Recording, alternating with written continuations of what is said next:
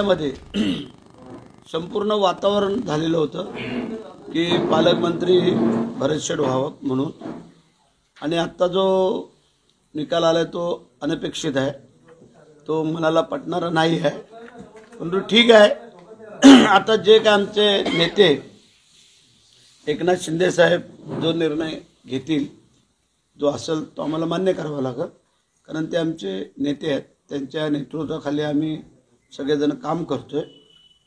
त्यांच्या मनात काय असेल किंवा काय तर ते सांगतील.